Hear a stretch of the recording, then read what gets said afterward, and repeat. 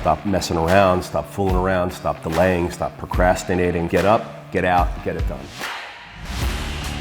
Everything is possible, nothing is a problem, and anything can be overcome.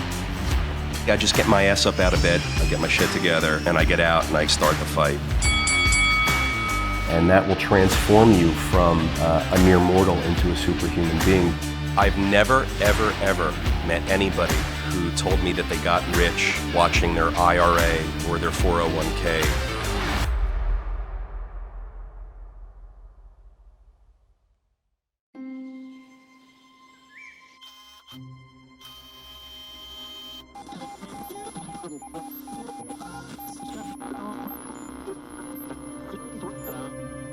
Welcome back to the Reaction Room, Peter. George, how are you? Wonderful. Yeah, I'm doing wonderful. End of the year, man. Yeah, well, yeah, I know. It's been happening fast. Yeah, it's funny. Somebody said recently that the fact that 2021 is already over is proof that time doesn't just fly when you're having fun. Right. So, yeah, it's one of those things. Big stuff for 2022. Yeah. No, I believe I'm it. psyched. Yeah, me too. Want to get into these reactions? Yeah, let's do it. All right, sounds good. When I interview somebody, I really just ask them to tell me the story of their career. What are some of the tougher problems that they dealt with? He wants to know about their ability to problem solve. George, we say it all the time. Problem solving. That's enough for me to get a very good gut feel about. I agree. If I can understand how someone can solve problems, I can get a feel for them in a more global sense. Did they face really difficult problems, overcome them? And then of course you want to make sure that if there was some significant accomplishment, were they really responsible or was somebody else more responsible? Sure. Usually the person who's had to struggle with the problem, they really understand it. Sure they do. Forget. You I can remember ask them every very problem detailed I had to questions struggle about it, with, they'll know the answer. although I try to forget. The person who was not truly responsible for that accomplishment will not know the details. Yeah, There's no need even right. to have a college degree at all. Well, that I agree with. If you want to be financially successful, you don't need a college degree now. Great things, but it's not necessarily the case. If you look at doctors, lawyers need college degrees, but Steve Jobs, most other people, if you want money, college is no longer the guaranteed answer for achieving financial success. Yeah. So I agree with that as well. Yeah. Man, I love this guy. When I listen to Elon speak, I feel like he's saying the same concepts that we speak about frequently here on the show, Yeah, George. totally. Yeah. I mean, he's talking about college, financial success being tied or correlated to having a college degree. He's talking about problem solving, assessing someone based on their problem solving skills. I mean, these are just a couple of examples, but we talk about these things and so much more. It makes me feel a lot of affirmation that if Elon's saying the same things and we're saying the same things and we have a lot of our peers and friends that are saying the same things, I mean, I hope people can take note and understand. I mean, there's something to it. This stuff is not an accident. Success is not an accident. Success is a choice, a string of lots of choices perhaps over time, but it's a choice nonetheless. There's a formula and there is consistent traits and characteristics behind those who are successful. And, you know, Elon just makes it sound just simple and his demeanor's so soft-spoken and sort of low-key that his delivery is, for me, it's impactful because he's not trying to pound the table on anything. He's really just saying, yeah, I look at people's problem-solving abilities, and no, you don't have to go to college to become financially successful, and all that good stuff. So thanks for that. I'm a fan of this guy, you know that. I mean, he's singularly changing the face of the world, and as an entrepreneur to do that, I mean, it's awesome. I mean, look, I love changing the face of my community where I operate. I mean, I'll just take that as a win, but this guy's changing the world. It's pretty cool. Success isn't an accident, it's a choice. I love that. Yeah, we should print t-shirts. Ready for round two? Yeah, sure. All right, sounds good. Oh, I saw this. I saw it. I saw it. We're gonna see the kick for the break of the leg. And he's, and that's, well, here's the buckle. It's coming. Oh, Connor's going down here because his leg broke. Dustin's just going off. Oh, God, these guys are, ouch. Yeah, there's the leg. Yeah, unbelievable. Man, I hope I didn't overload the microphone with my my yelling. I watched this fight when it happened live. I mean, these guys are incredible athletes. Poirier's awesome. I'm a Conor McGregor fan. What can I say? I was bummed to see him lose, but that leg, his leg broke, man. It broke like a pixie stick. My favorite part about this fight was what happened afterwards when Poirier was taking his victory lap and Conor McGregor was on the ground. He's saying, "Hey, Dustin, your wife's sliding into my DMs." I remember. I think that made just as much press as the actual fight itself. Yeah. Yeah, no, I do remember that coming just out. leave it to Conor McGregor to stir the pot like that when he's sitting on the ground, bloodied and with a broken leg. He's like, yeah, your wife's sliding into my DMs. Love that. All right, and the last reaction, I got queued up here. It's a tweet from Mitchell Baldridge. It says, "It's not how much money you make, it's how much money you get to keep. Many people get rich young but end up paying millions in taxes when they help family or transfer wealth." Well, that's true. We hear that and say that a lot, that it's not how much you make, it's how much you keep. I mean, I think it's how much you make as well. So I think if you make a lot but you don't keep a large percentage of it, it just gets you to the same place that we're arguing here and noticing in this tweet, where it's not how much you make, it's what you keep. Look, you have to make a lot, you got to keep a lot, you got to do both. George, I have friends that have spent a lifetime in their careers. They've made a lot of money, but they've made W-2 income. And I mean, millions of dollars, very high income earners every year, $2-3 million a year. But they just don't keep a whole lot of it because it gets taxed. They're paying like 50% in taxes. So in their case, they're making a lot, but they're paying a lot. And at the end of that, they have $1.5 million left over, and people say, oh, well, that's a lot. They have $1.5 million. I don't know. If I'm making 3, I'm hoping I can keep more than 50% of it. And there's ways to do that. So you have to contact your tax professional, you have to contact your legal team, and you have to explore the various ways to hold on to your money, which are in conformity with the tax code, because there's strategies out there. You just need to seek it out and learn about it. But to me, I think it's, you got to make a lot and you got to keep a lot. Real estate investing is one of the best ways to do that because it's very tax favorable. But business owners, real estate owners, these are typically the people that are really honed in on and keying in on the tax portion of their income, and they recognize that owning businesses and real estate is very tax efficient and tax favorable. And the laws are changing a lot. We saw with the Trump administration one set of rules, and we're seeing now with the Biden administration a modified set of rules. And so you have to stay on top of it.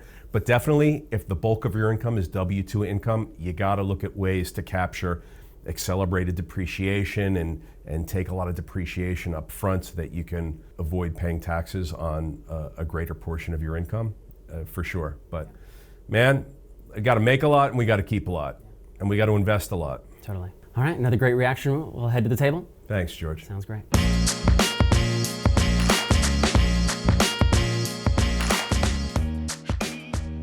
All right, welcome back to the table, Peter.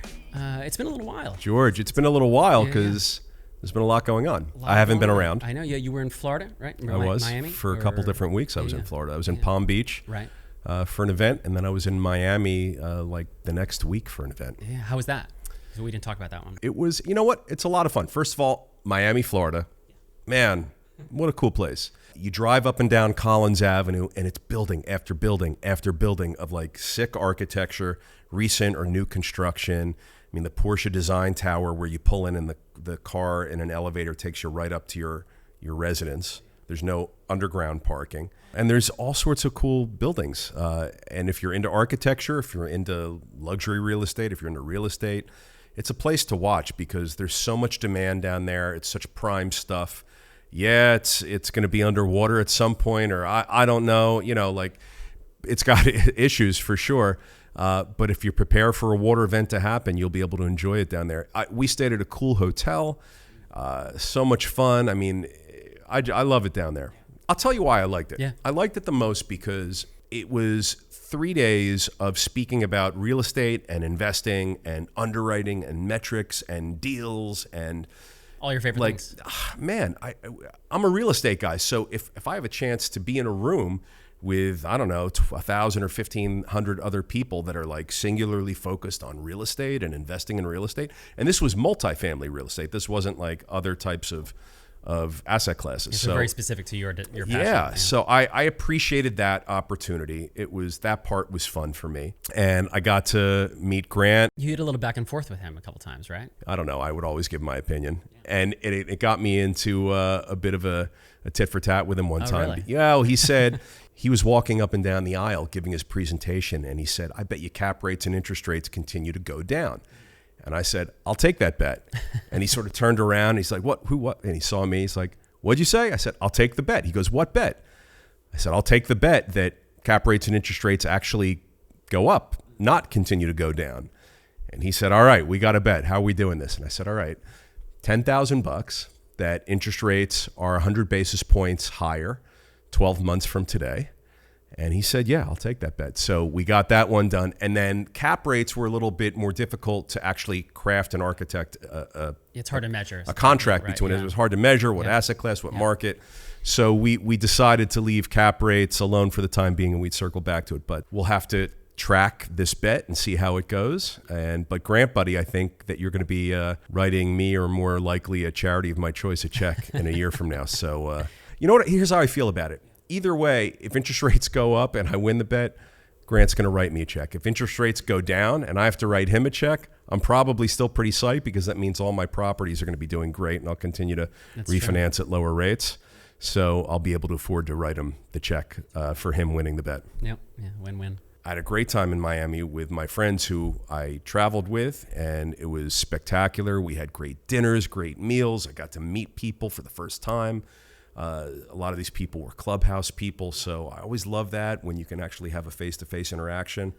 And it seemed like it was very business oriented, but it was also tremendously social. So all business, yeah. But we went out to dinner at night, and it was a lot of fun, and it was great. Met some great people, and you know me, George, I never really have circulated or networked or been interested in meeting new people, and I've really been embracing it lately, and it's I'm enjoying it. I think it's a very good thing for me. I've been enjoying it. I think I've made some really good relationships. We're doing business together. High net worth individuals are investing with me, exploring new markets and new opportunities that weren't previously available. So it's all coming together, and it's all because I've decided to say yes to getting off my ass and going out there and meeting new people and forging new relationships and building relationships. And look, you go out to some dinners, you have some fun, you wake up the next day, you go to an event, you have another dinner. I mean, after a couple days of that, you get to know someone a little bit. So it was great for me. It's really the coalescence of everything that is Siegel Capital, which is, relationship, get up, as opposed to the convalescence, which is coming soon, I hope. That's not. Yeah, but so we're getting towards the end of the year. I was going to end with this, but we're already talking kind of about the end of the year, and we mentioned it during the reaction room. Do you have any New Year's goals that are coming up? How do you do any way that you view that specifically? Has it changed over time? It's such a thing, New Year's goals and New Year's resolutions. I sort of mentally create some goals and resolutions, and I never really stick to them, because there's nothing different for me about the end of the year than any other day or week or month. So I'm always setting goals. You're always getting after it. Yeah, I mean, I think so. I mean, look, like the popular one is, I'm going to lose weight, and I'm going to change my diet. I don't know. Like, I'm always thinking about how to do that. So it's nothing new for me for the end of the year or the new year. But here's what I think about the end of the year. Like, finish strong. Like, whatever it is you're working on, whatever seeds you want to plant, get it done, finish strong, and then come into the new year screaming hot and fast and hard. A lot of people chill out once, Thanksgiving happens, and they sort of go on half gear for December, and they cruise through New Year's, and they're like, and then they get into January. I don't know. They wake up like January 15th or January 25th, and they figure then they'll start. Yep. Not me. Yeah. Like, December's when I get a lot of stuff done because everyone else is asleep. A holiday, Christmas week, New Year's, like, I got a lot of stuff done. Everyone else is like taken off or I feel whatever. like December's been one of our busiest months across the board. For me, it has been, yeah. And January, I mean, there's a lot going on. I already know what's happening in January. I have for a while. I've got 3 deals that I'm refinancing. I've got a deal that I'm just closing next week, by the way. So that'll carry into the new year. We're going to have to get our hands around that one, get the management team on site, start absorbing all those details about owning a new asset.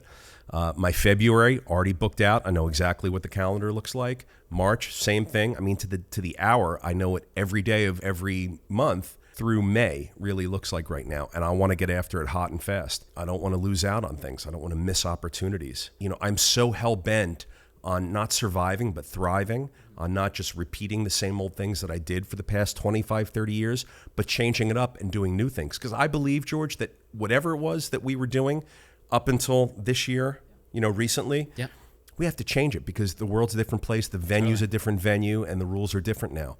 And so much has changed, and so much is going to continue to change, that if we just simply repeat the same stuff that we've been doing for a long time, and just carry that forward into 2022 and beyond, I don't think we're going to win. I think that's a losing formula. So I want to adapt and pivot, change, and expand. So I'm saying yes to all sorts of new things. I'm exploring new things. I've got more on my to-do list than ever because I don't want to let a minute go by where I could have done something to further myself, to better myself, to learn, grow, expand, build a relationship. I don't want to let a minute go by where I don't do those things. I mean, every minute of every day for me is about that stuff. Yeah, developing that beginner's mind. Is that something that you always had? Do you take that from someone? You know, are you inspired by someone in that way? I've always been a fighter, and I've always been a take action kind of person. But what I'm talking about right now, right here, I mean, I'm so antsy about it. Like I'm packing more into my 24-hour day. So you've heard my friend Lindsay say this: you got to pack 48 hours into a 24-hour day. Right. She does that. I do that. And I think a lot of successful people are able to do that. You have to be able to do a lot with the time that you have. You know, sleep a little less, get a little bit more done. Over time, it accumulates. I've always been like that, but I feel really anxious about it now. Like I don't want to miss a thing. Yeah. You know? Yeah, I hear a lot of that, people, especially surrounding Web3 and, you know, that whole thing. I feel like a lot of people are feeling antsy and feeling, Yeah. About You that. sense it too. Yeah, absolutely. I hear people talk about it on podcasts. I hear people talk about it on the street. Yeah, no, it's a thing. Definitely. Yeah. I wanted to touch base with you on this thing about Chicago developers. They're doing this underground storage facility. And I was wondering, we've talked a lot about supply and demand and about how we need to build in order to, you know, provide more supply. Is this one way that you see as a potential thing for the future, or is it just kind of a one-off? Like, what are your thoughts? Look, where you're in a supply-constrained environment, you can either go up or you can go down, or you can buy the guys to your left and right and expand outwards. So this is for a storage facility that's digging up ground in Chicago, and they're going to build downwards into the ground. And, you know, look, there's a cost to doing that. So I don't know if they had to acquire any downward development rights, perhaps the opposite of accumulating air rights in New York City, for example, to build up. But there's a cost to going down. I mean, they have to excavate. I'm sure there's tons of engineering and planning that goes into it, tons of bonding, and you have to get approval from all the various different divisions of city government and local and state government to do that, especially in a densely populated place like Chicago. But look, if they can build down and it's safe, they're going to create value where there was none before. I mean, imagine there was probably just, I don't know what was at the site before, but if they're going to go down 3 or 4 or 5 or 8 stories, I mean, they could create storage space there, rentable storage space. I mean, they're creating value there where there was none before. You know, that's what developers do, and that's what investors are looking for. So I think it's a great idea, and I think it's the kind of thing that we're going to see more of, not just going down, but it's going to be going up. We're going to find new ways to use existing space, new ways to use existing land. You'll say, Peter, well, how could there be a new way to use land? Let me tell you, we're going to find new ways to use land because we're so supply constrained. Our population is doing nothing but getting larger. We need the services that real estate provides: housing, storage, warehousing, commercial. We've seen the fragility of office space. Right, yeah. We've seen how malls are getting repurposed. We're seeing how buildings and properties that had a use 20 or 30 or 40 years ago are having changes of use now. Yeah. So all of this stuff is happening, and bravo to the guys who want to build downward and put in storage space under the ground. You know, wish it was me. Yeah. Call me next time. I'll invest, guys. You'd mentioned the fragility of office space.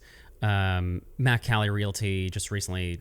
Oh, they exited the whole thing. They exited their whole thing, shifted to multifamily, and that surprised me. I mean, it's an institution, so they have the ability to. So be not that just mobile, Mac Cali though. Yeah. That's just one example. There's huge capital exiting commercial, exiting office, and going into multifamily by the billions. So all of this capital is pouring into the multifamily space. They could either build new assets, they could buy existing assets, recently built assets right from the developer.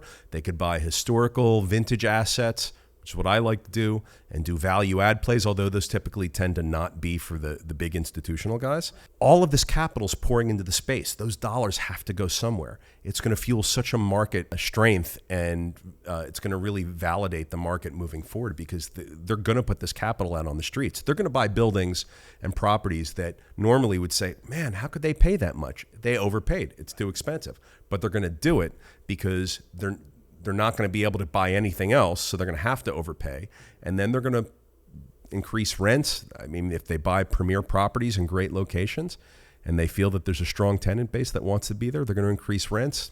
We're in an inflationary environment right now, so higher rents is a part of that. So we all have to get used to that. So for sure, they want a hedge against inflation. So all this money's pouring in not just to make money, but to hedge against inflation. So they're considering it a win if they just park money and it hedges them against inflation. They don't have any return, but they're just hedged. They increase at the rate of inflation. That's a win for them. George, I need to outperform the rate of inflation. Inflation's now around 7, high 6s or 7, but we need to do better than that in our investing lives because we need to outpace inflation.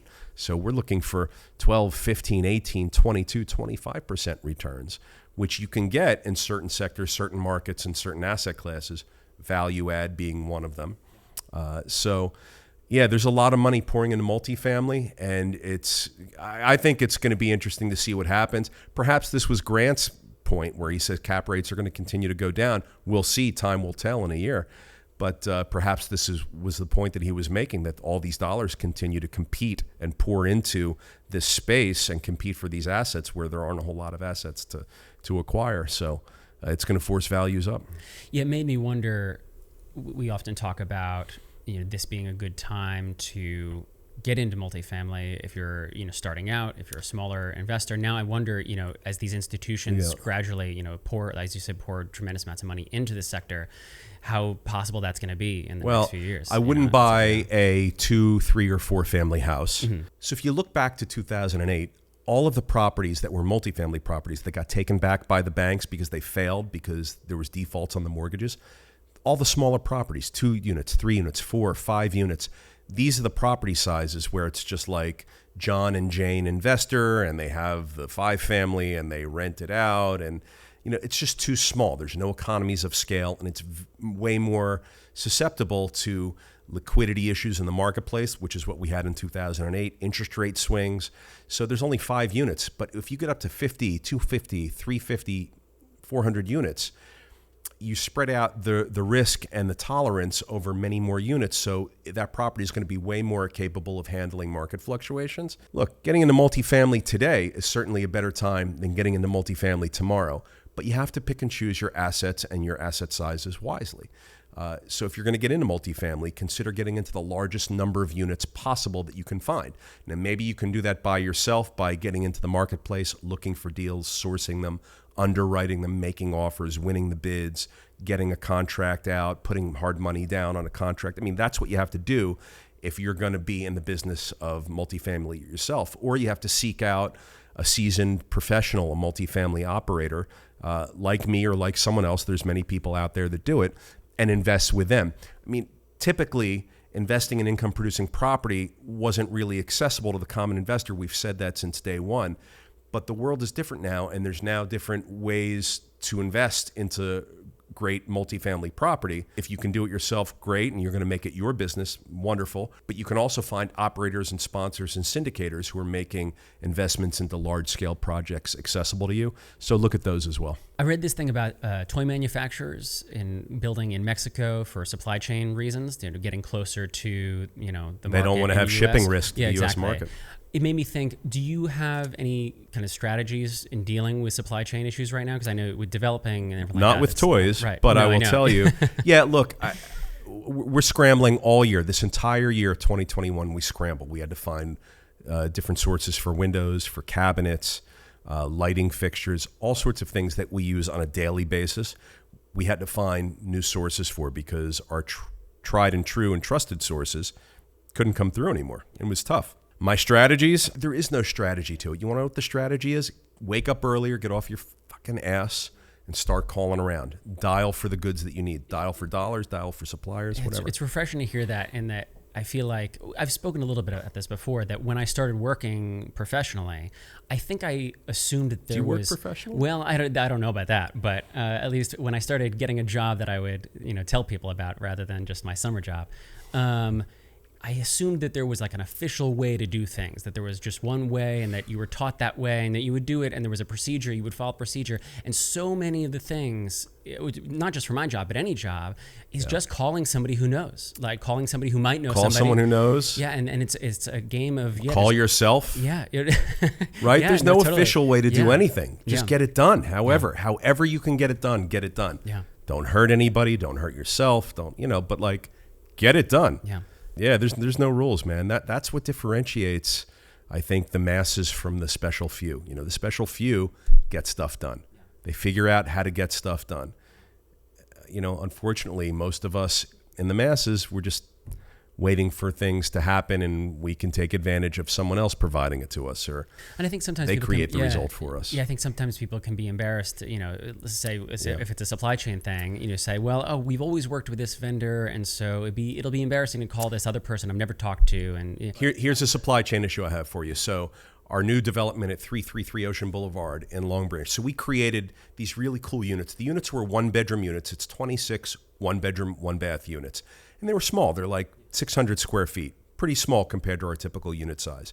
The building's great because it's right on the beach. Beach block building, direct ocean views, parking. Look, the combination of those things makes it a really desirable asset, really great location.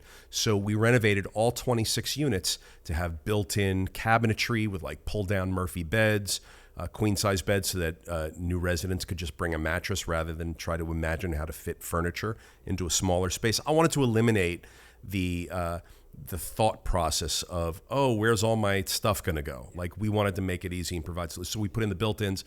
We have movable glass wall panels that slide on these tracks where you can open up a room, close off a room, and other features. yeah, those are really cool. We filmed those. Yeah, Right, we did, and you can put a shot of it up too, please. Yeah. But of the 26 units, we have half of them done.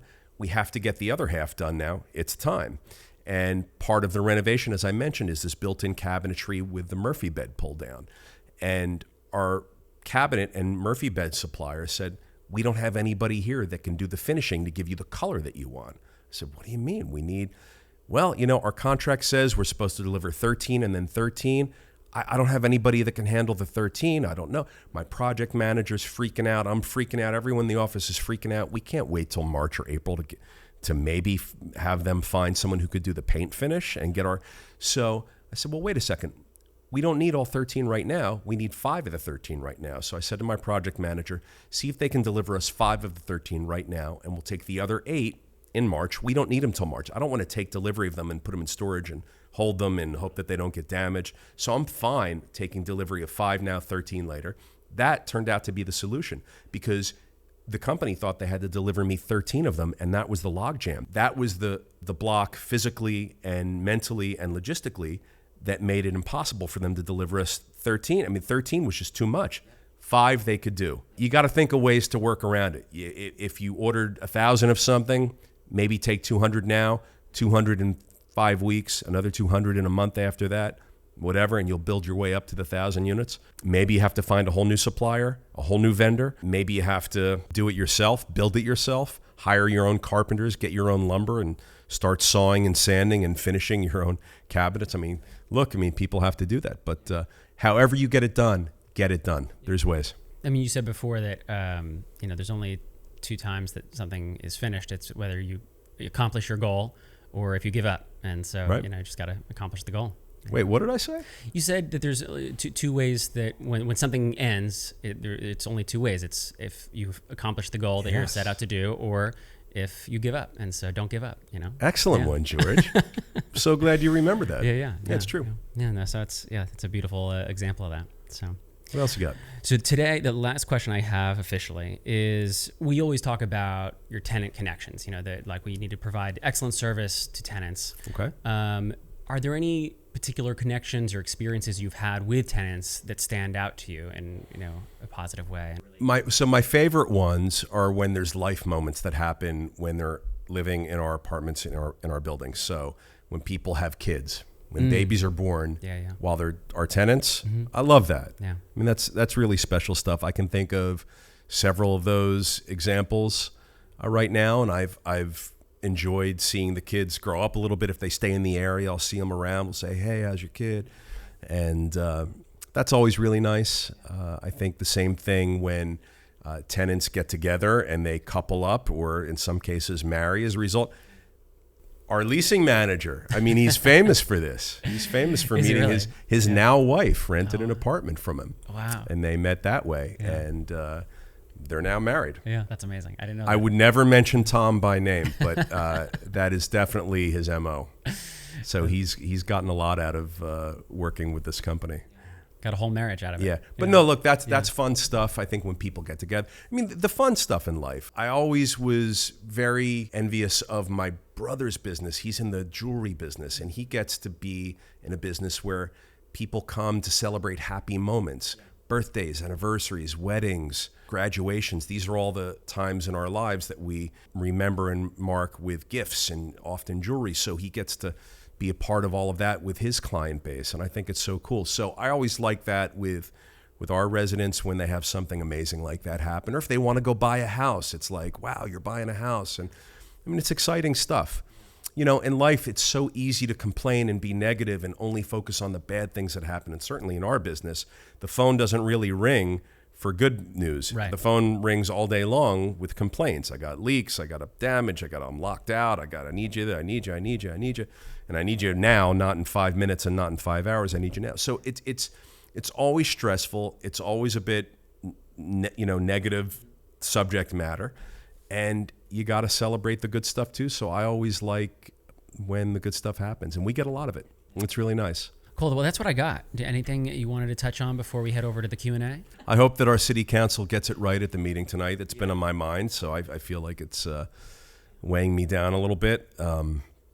Politics in our state and in our towns continue to be something that I see is a big part of the business equation.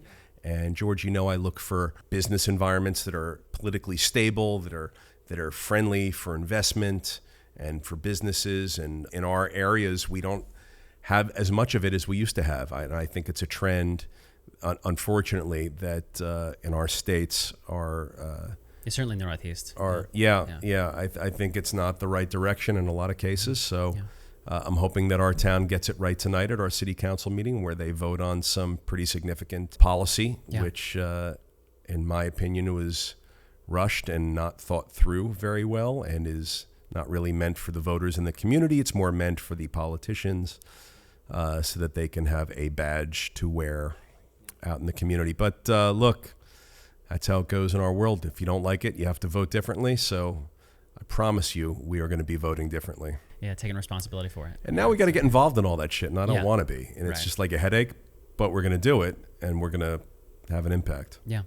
Well, and something you've talked about with this issue is that it really is community based. It's not just about the business; it's about how this affects the community at large. It's all about how it affects the community, and it's going to be bad. Yeah, it's going to be negative impacting how it affects the community. Yeah, totally. Yeah, it's tough. Yeah. All right. Well, I'll say some prayers for you tonight. Thank you. Thanks, right, everybody. See you over in Q&A.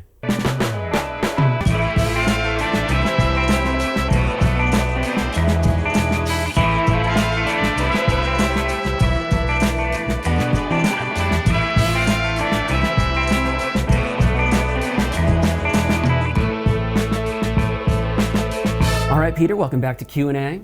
You ready for this? Let's do it, man. All right, so we got this question from Jess Baker. Hey, Jess. She says, I want to invest. I'm ready to invest. I have a substantial amount of money saved up just sitting in the bank, but...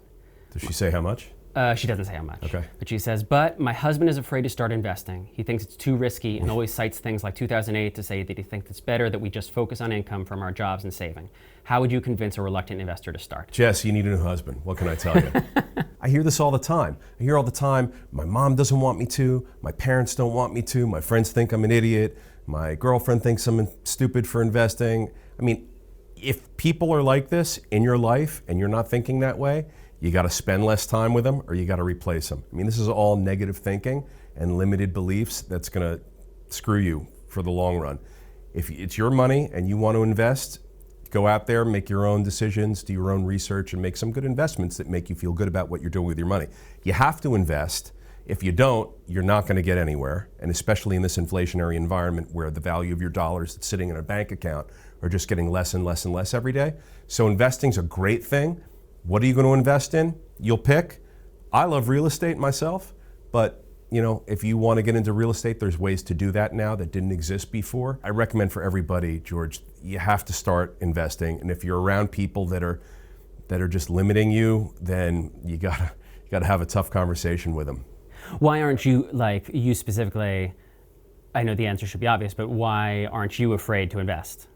Because this other person clearly is. George, fears are the single biggest thing that we as a human species deal with that dictate our behaviors and actions and abilities every day of our lives.